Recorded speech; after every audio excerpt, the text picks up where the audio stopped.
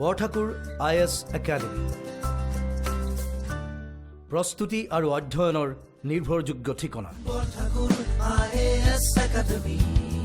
Hello everyone, welcome to the Hindu analysis for 3rd June 2021. Let us begin with the first article today. Why not buy 100% vaccines if you get discount? Supreme Court asks Centre.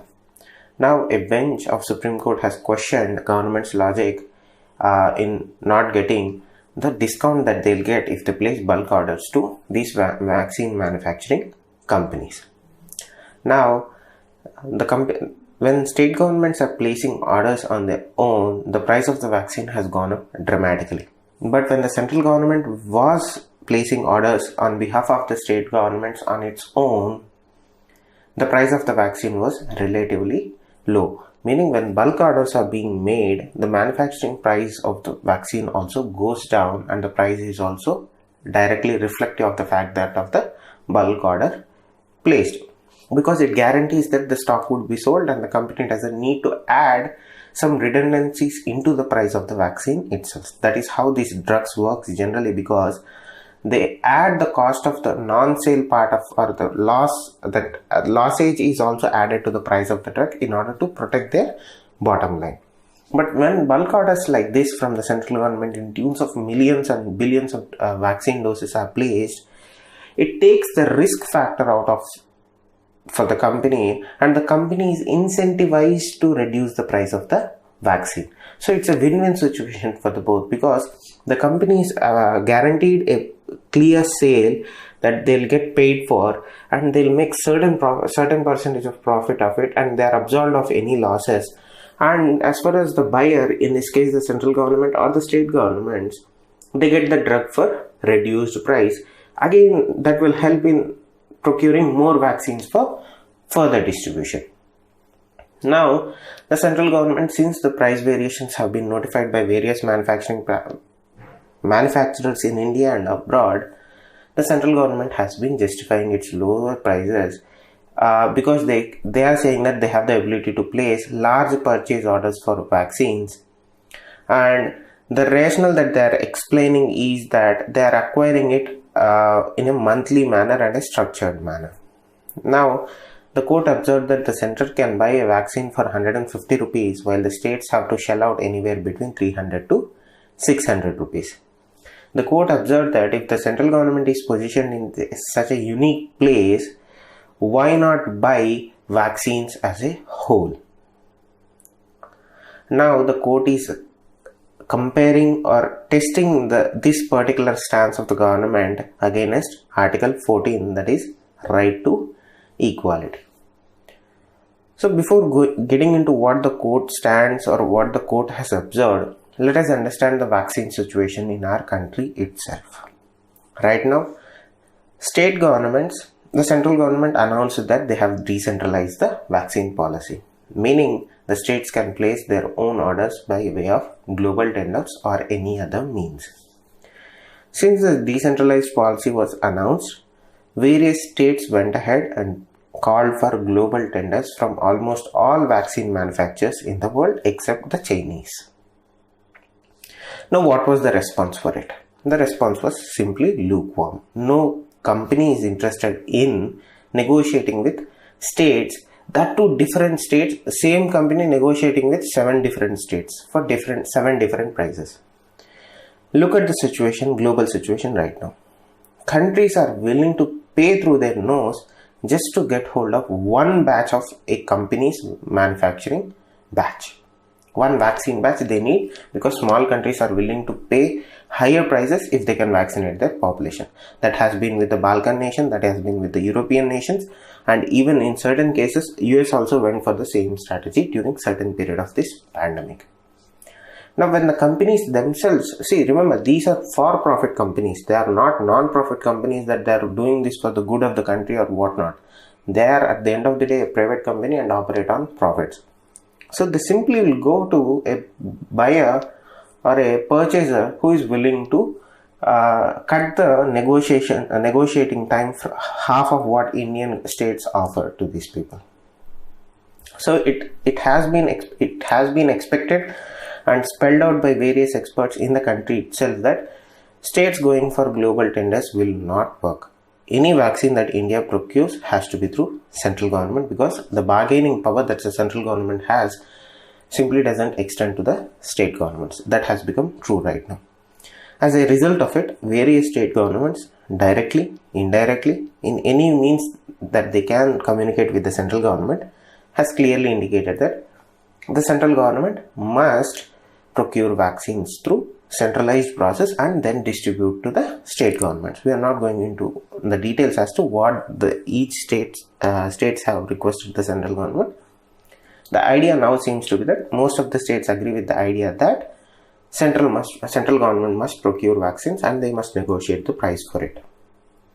So that is the question here. Now coming to the manufacturing capacity of the Indian manufacturer itself, right now Serum Institute promises to manufacture 10 crore vaccines per month, and Bharat Biotech anywhere between 5 to 6 crore vaccines per month. That is our total manufacturing capacity at this point of time, excluding Sputnik, is 16 crore vaccines per month. The problem with Sputnik vaccine is the government of India has decided to buy Sputnik vaccine from only one company when there is a other manufacturing company that has had an agreement with Russian investment fund to manufacture the same vaccine, but the government of India decided to purchase Sputnik 5 only from Dr. Reddy's laboratory. That is one more thing that has put little bit strain on our vaccine supply. Now come to the mRNA vaccines, that is either Johnson & Johnson, Pfizer or Moderna. The problem with Pfizer is they are asking for a waiver of indemnity clause in our vaccine procedure, and the second thing that they have asked for is upfront payment of money for their batches, for the supplies. Now what is this indemnity clause? Indemnity clause absolves Pfizer of any wrongdoing or any post-vaccination effects, and India or the citizens of India cannot sue the company. So is Pfizer's tactic valid? When you take away all the nuances and the emotions out of it, look at it like this. Pfizer has been operating on Indian shores since 1966, I think. Yeah, Pfizer started operating in India in 1966. Pfizer is the major supplier of cancer drugs, asthma drugs, TB drugs, etc. and so forth. It is not that Pfizer has come out of nowhere into India and is shoving their vaccine down our throats. Pfizer has been operating in India since 1966. They are very well aware of Indian laws, Indian logistics, and every possible Indian legal apparatus that exists in our country right now. They are not a new company that is coming out of American shores and trying to sell a substandard vaccine for us. The efficacy of the vaccine, it's up for debate, and we are not going to get into that. We are stuck with the idea that Pfizer is trying to waive indemnity clause and then only they are going to sell the vaccine. Remember, I am saying this with a sense of awareness that we cannot choose vaccines right now. We don't have enough vaccines to say we are going to buy one vaccine and we are not going to buy the other vaccine.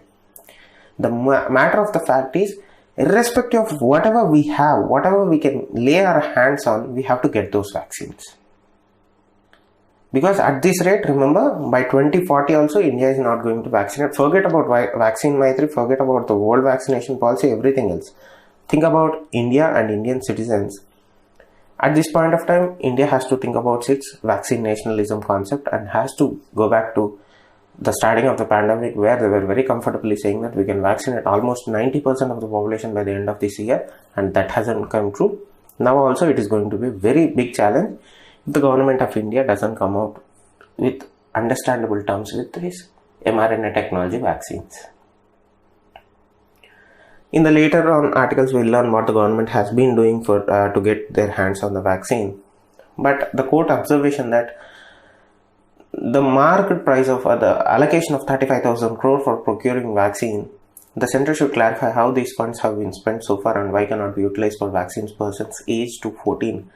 Again, the court's almost all high courts and even the Supreme Court is raising the concept of 18 to 44 vaccination. We don't have enough vaccines to even cover our 45 plus grouping. The question of 18 to 44 is an afterthought at this point of time. And when I was speaking to somebody who is actually a part of the vaccination drive, he's saying that whoever declined to get vaccinated in the first wave or the first wave, who was eligible during that time, are now scrambling to get their hands on vaccine because they now realize the benefits of vaccine and understands the risk involved if they don't get vaccinated. Yes, the valid question. It's an 18 to 44 is also an important group, and it rests upon the government of India and state governments to ensure this age group is also vaccinated. Now, as I said earlier, it doesn't stop at 18 to 44. There is a lot of noise that is attached to it. We cannot simply choose to ignore the reality of it that we are currently in a crisis. We are experiencing a severe shortfall in vaccine manufacturing or vaccine distribution or vaccine availability. Now it's up to both governments, state and central, to come to an agreeable understanding and say that whatever the difference that we have, we'll set aside for now. We'll decide that on later, but we have to get our hands on vaccines and we have to place bulk orders. So that is what I wanted to discuss this particular article. But whatever the Supreme Court is asking, yes, it's a valid point. 18 to 44 should be vaccinated. And why the price difference for vaccines? Again, the concept of private companies come into play, and you have to understand that bargaining power rests with the person who orders the most.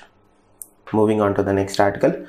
Manslaughter, charge on officials not acting on vaccine issue. So the Delhi High Court. Also, what is manslaughter? Manslaughter includes death caused due to recklessness and negligent acts. Section 304A of Indian Penal Code includes such deaths and prescribes a punishment of imprisonment which may extend to 2 years or fine or both, but manslaughter prescribes a punishment of imprisonment which may extend up to 10 years with fine. This is what manslaughter laws in India are. Now, the Delhi High Court stating that they are going to invoke manslaughter charges on government officials who are sitting over the untapped potential of India to manufacture COVID-19 vaccine is a warning in this aspect. If the court is thinking that they have to invoke the manslaughter charge on officials, remember that seems to be the silence or the slowness of the machinery to move in procuring or securing the vaccine. It is no way means that the government isn't doing or the officials aren't doing enough. But the court felt that the officials aren't doing enough when they can do actually more than what they are doing right now. This particular observation came when a plea was being heard by the Panacea Biotech. See, this is what I was discussing in the earlier article. Panacea Biotech had an agreement with Russian Direct Investment Fund to manufacture Sputnik V vaccines. So they got into a collaboration with Russian Direct Investment Fund to manufacture Sputnik vaccines. But Dr. Reddy's lab had a direct agreement with the manufacturer of the Sputnik V vaccine itself. Now, the government, as I said earlier, decided that they are going to purchase only from Dr. Reddy's laboratory for their supply of Sputnik V, and they have bypassed the Panacea Biotech, which again is manufacturing the same vaccine. The government didn't give clearances to Panacea Biotech even when Panacea Biotech manufactured a test batch of the Sputnik V.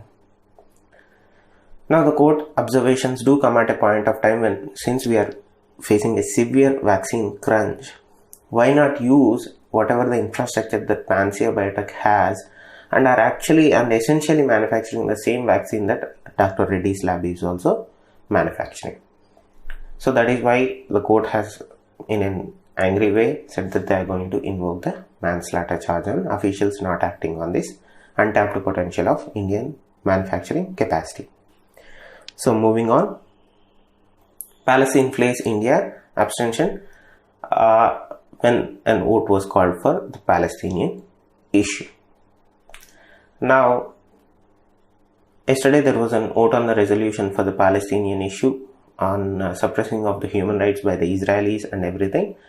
And out of 14 countries, India was one of the countries who abstained from voting in this particular issue. As a result of it, the Palestinian foreign minister angrily wrote a very strong letter, which was very unusual from the Palestinian side, but very strong letter worded to our external affairs minister, which was nuanced in a sense that he angrily said that the Republic of India missed an opportunity to join the international community at this turning point on path to justice and peace. Remember, India has a well-balanced track record of abstaining in certain votes that are a little bit against to the Israeli government or the Israeli country. Now, whenever there is a resolution that is a strong worded resolution, India votes in that. But in any resolution in front of the UN that might translate into some sort of an action, India abstains. Not only India, many other countries do abstain also, because our stance is little bit confused, and I am a little bit confused as to what Indian stand is in terms of Palestine and Israel. Our relation with the idea of peace in Middle East in terms of the Palestinian and Israel issue has been checkered, because each government dealt with their own policy and had come out with their own voting patterns. And there is some sort of resemblance and understanding over it, but to boil it down to few sentences is impossible. We are very well aware that an Indian citizen lost their life when Hamas fired rockets from Gaza into Israel. Now, India has been pretty clear and unequivocally opposed to the idea of Hamas using Gaza as its base and firing rockets into Israel and threatening the lives of innocents on both sides of the border. Now, the resolution which was adopted by a vote of 24 members, where 9 voted against the resolution to bring the violation of human rights charge against the Israelis, out of which 9 voted against it and 14, including India, abstained from the passes. Now, the passing of the resolution led to the setting up of an independent commission for inquiry to investigate violation of international law by Israel. By this point of time, we are very well aware of what Israel thinks about this commission and whatever the human rights violation that other countries are accusing it of. Even the defense minister of Israel has come out and said that I am going to stand with my soldiers anytime, anywhere, during any investigation, but we are not going to recognize these investigations. Israel has and will always defend its citizens, and it acts according to international law with impeccable track record. To a certain extent, he is absolutely right. Israel has been, at any point of time, did not violate international law when you look at it from only legal standpoint of view.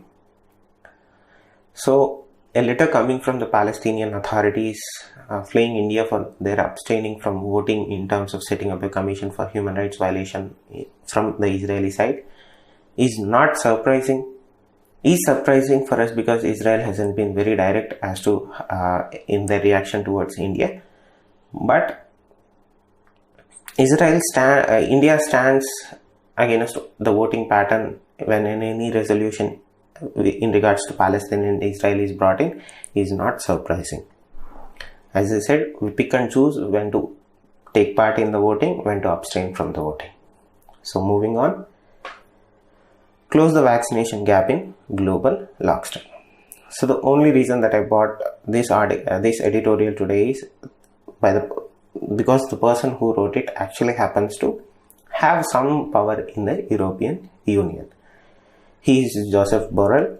He is the European Union High Representative for Foreign Affairs and Security Policy and Vice President of the European Commission.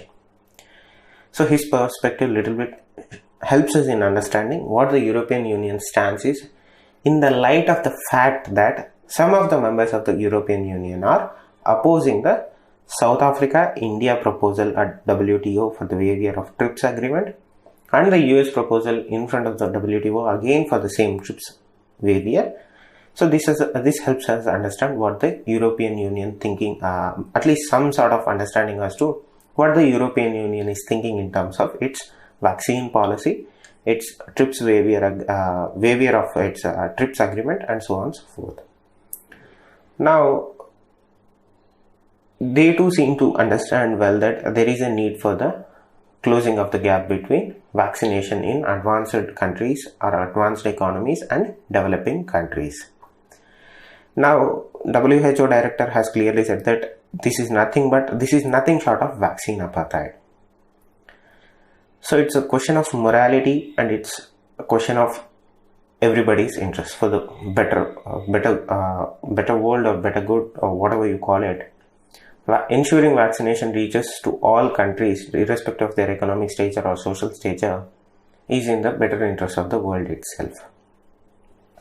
When you look at the statistics at the rate with which vaccination is taking place in every country all around the world, the current pace seems to indicate that the world will not be vaccinated before the year of 2023. This is worrisome because the nature of the virus itself.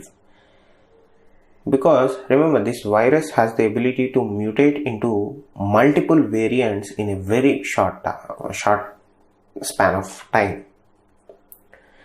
Now, a widely vaccinated world population is the only way to end the pandemic. That applies to our country, that applies to any other country, that applies to the whole world itself. Because the worry is not the virus itself, the worry is the nature of the virus. Because its ability to multiplicate into various variants which are more virulent than the one we have seen in the Wuhan. From first from where it has emerged. When you track the genome of the virus that we first noticed in Wuhan to the virus variants alpha, delta, beta, gamma, all these variants that we are seeing right now, the virulence has jumped leaps and bounds, and that has been the challenge in developing vaccines for this particular strain of SARS-CoV-2. Now, there are certain restrictions as to how the vaccines are distributed. It is well established right now that vaccine nationalism has taken roots in almost all the countries, because they are scrambling left, right and center to vaccinate their own population. They even unequivocally said that they are going to vaccinate their citizens first and then think about others. So the concept of vaccine nationalism has taken deep roots and had made greater inroads into developed countries. That has been the criticism from the developing nations and poor nations directed towards the developed countries. Now, as far as what the European Union has done to ensure vaccines have reached these developing countries, they said that they are going to fund 1 billion euros to develop financial institutions, to develop institutions and infrastructure in Africa to boost their manufacturing capacity in terms of vaccines, medicine and healthcare technologies. During a recent meeting at the World Health Organization organized a meeting, Global Health Summit, African nations in unison said that 99% of the vaccines that they are getting for COVID-19 are imported. So that shows how vulnerable they are and how lacking they are in vaccine manufacturing infrastructure. But will the companies that own the mRNA lab patents do it voluntarily? The answer is no. If it turns out to be insufficient, it has turned out to be insufficient. The existing TRIPS agreement and the Doha Declaration has a clause in them that forces these companies to compulsory extend their licenses to third-party manufacturers for the vaccination. But will the European nations, the US and other Western countries from where these companies operate from, will let that thing to come to that point of time where these companies are forced to give out the licenses? The answer is no. Now, this is the interesting part from this editorial. The EU will come forward with a new proposal in the World Trade Organization framework by early June. It can be interpreted both ways.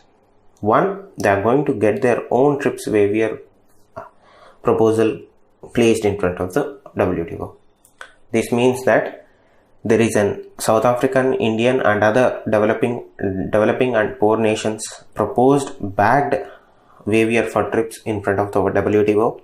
There is a US backed waiver for TRIPS in front of the WTO. Now European Union is also going to put for a proposal for TRIPS waiver in WTO. Remember, whatever the opposition that these two proposals, both South Africa, India's and US, is from some countries of the European, particularly Germany, which wields a lot of power in the European Commission. You can say that European Commission is independent of Germany's influence or whatnot, but the truth and matter of the fact is Germany wields a lot of power next to France in affairs of the European Commission and European Union. Now, what is the end game with this proposal? It is going to further delay any chance that these developing nations have in terms of getting access to this mRNA technology. Now, the reiteration from developed nations who have almost vaccinated at least certain population or a healthy percentage of the populations with vaccines, it again comes to how their vaccine national interests lie. So it seems that we are going to get a new proposal in front of World Trade Organization by European Union instead of backing whatever the proposals that they are placed with. So moving on, a far-reaching tax measure. So the concept of the global tax was pushed by the US recently, where they said that they are going to apply a tax rate of 21% that on companies that operate from different countries. Now, the reason that we are discussing this particular article right now is to understand what the global tax system is that US is proposing and how it may help or may not help Indian ecosystem. Now, the push for global minimum corporate tax will help India, but it will also cause a lot of disagreements. That is absolutely true. Before understanding that, let us understand what is base erosion and profit shifting.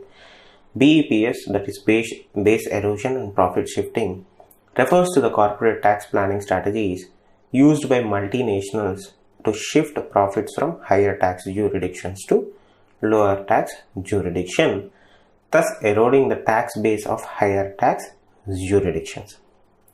So many of the companies that are US in nature but have their headquarters in Ireland and other surrounding nations.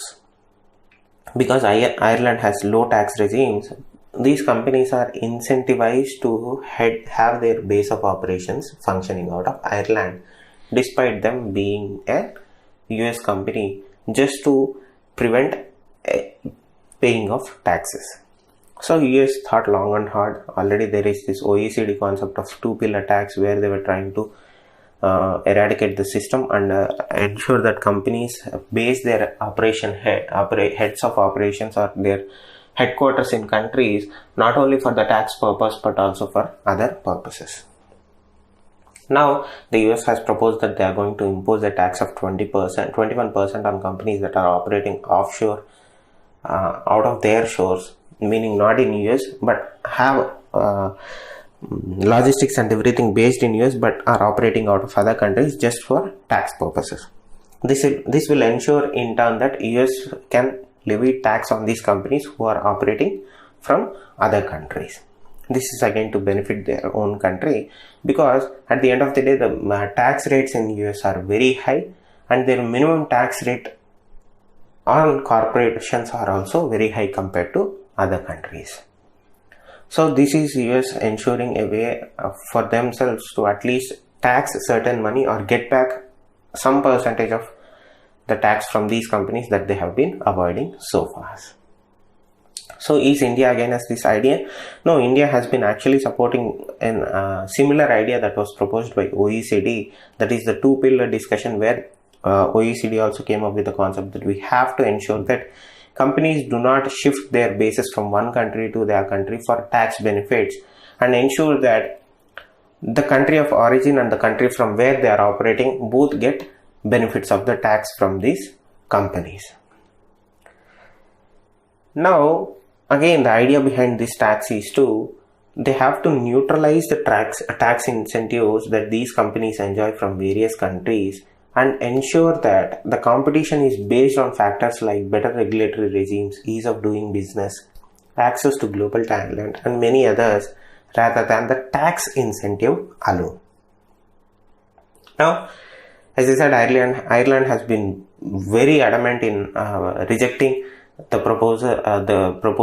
US proposed global tax initiative, because they are going to the bigger losers if and when this comes into effect, because the tax regime in Ireland is very low, and many companies that function in US and are from US operate or have their headquarters in Ireland, because Ireland is part of European Union, which gives them access to wider market without much tax restrictions. Now let us keep aside the global tax initiative, that is US trying to impose a tax of 21%, which they have reduced to 15% because a lot of pushback has been experienced by US when 21% was proposed. Now they are discussing a floor of 15%, that is minimum 15%. We are not going to go for more. If and when we see any more increase in tax incentives or tax rate, we will increase it from 15 to 21%.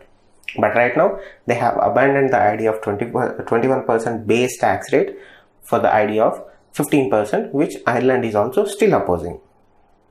Now that is another discussion. Now let us come back to India itself. What is the problem with India right now? The problem with India right now is better regulatory regime. Since last few years, Indians investment ecosystem took a big hit when the government of India brought in the retrospective tax regime. Since that tax regime was brought in, many international companies, multinational companies are reluctant to get into India, because in the last 8 or so international arbitrations that came against the government of India, meaning the company won and the arbitrators found that India was in violation of some sort of their own laws, India has rejected those arbitrations, stating that they are going for the better national interest perspective. The Vodafone case, we have done that. The crane case, that where we have the crane company gave ample time for Indian government to set its ways right. We have now rejected that international arbitration also, quoting greater national interest claim. Now what is the problem with that? It means that the government of India is not recognizing international arbitrators.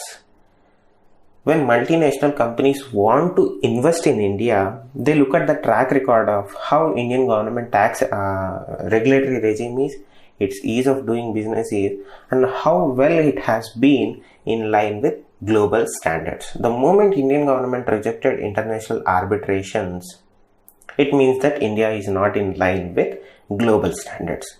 That is a very, very big red flag in terms of global multinational companies. That is why we have been seeing a consistent decline in investment from multinational companies into India.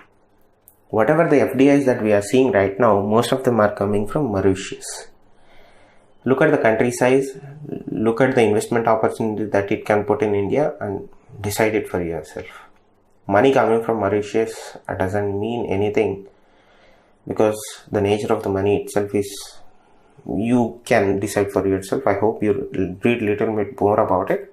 But nonetheless, the money that is coming out of Mauritius doesn't mean a thing, and it is not going to help Indian economy or Indian manufacturing ecosystem. So until and unless India changes its ways in terms of accepting international arbitration, its ease of doing business structure, its regulatory regime, we are going to face many more problems in terms of attracting new investments and a diverse array of investments from foreign multinational companies. Moving on to the next article, norms for foreign made vaccines eased. In a step that will certainly help increase our manufacturing, increase our availability of vaccines or access to vaccines, the government has essentially done away with the compulsory requirement for test of every batch. Now the Central Drugs Laboratory has to conduct a test for every batch that has been imported from foreign made vaccines. When you say that every batch has to be tested, let us say you receive a batch of 10 million vaccines on 1st of June. Now that batch arrives in India, it sits in a cold storage unit. A certain percent of that batch is taken to the CDL lab where they test. When they get the clear go ahead, then only those vaccines come out of the cold storage and are distributed. Now with the doing away of this compulsory test of every batch, it means that the day the vaccines arrive in India is the day that they are shipped out to vaccine stations, meaning vaccination centers.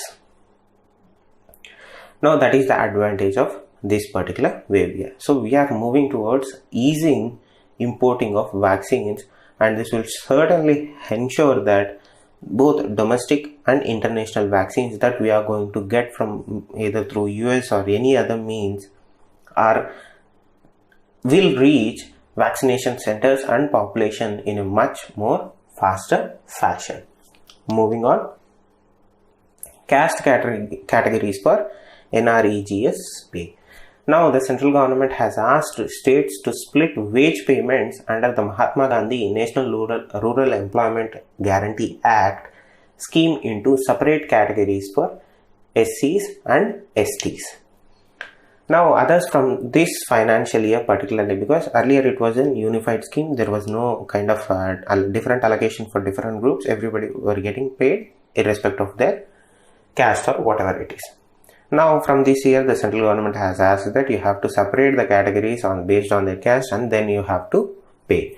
Now this has garnered a lot of pushback from activists stating that this payment scheme will definitely discriminate against the other castes that are in the system itself. Now why was the reason that Indian government decided to do this?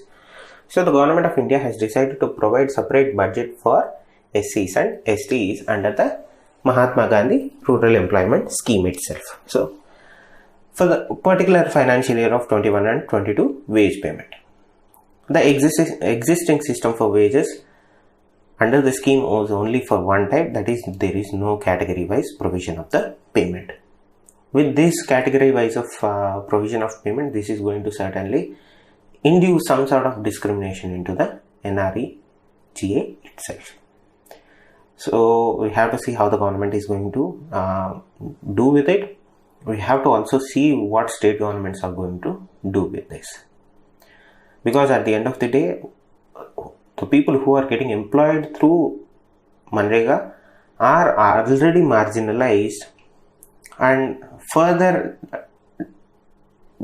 again grouping them into different groups based on the caste will certainly have an impact on their ability to get paid or employed.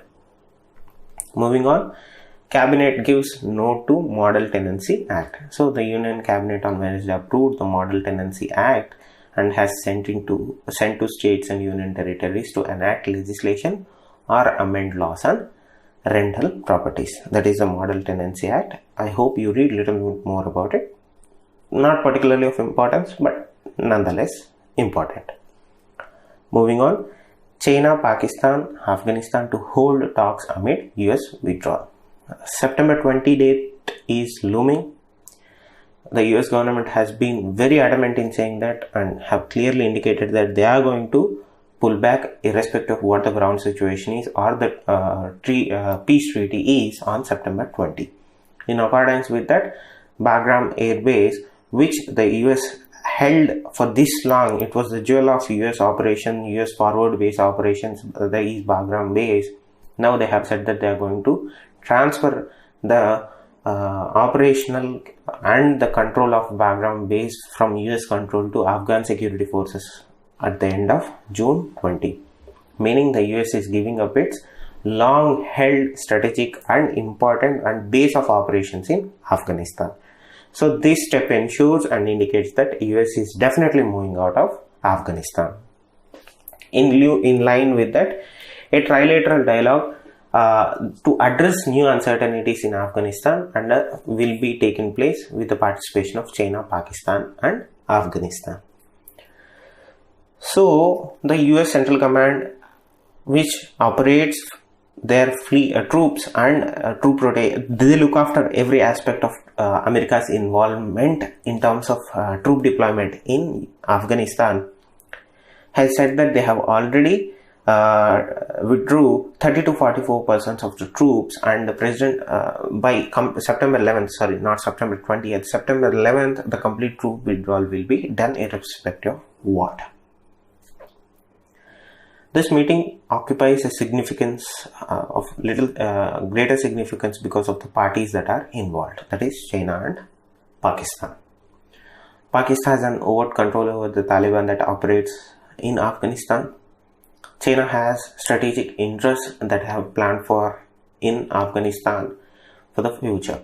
China is pretty much involved in affairs of Afghanistan because the investments that they have made, they are going for the raw materials in the northeast tribal regions.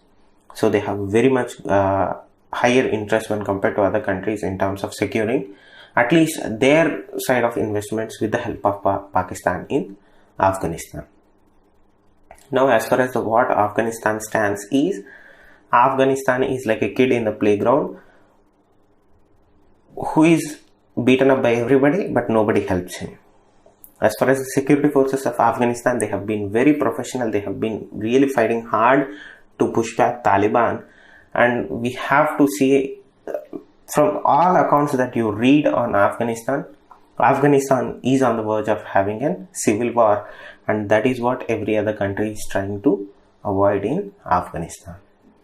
As far as the Afghan side of the Indian perspective is concerned, Indians are very well aware of the ground realities. India is trying very hard to prevent a civil war from taking place, because remember, India also has a lot of stakes in Afghanistan. A stable Afghanistan means India will have a pressure point on Pakistan and will have a stable region altogether. Thank you. Stay safe. Namaste.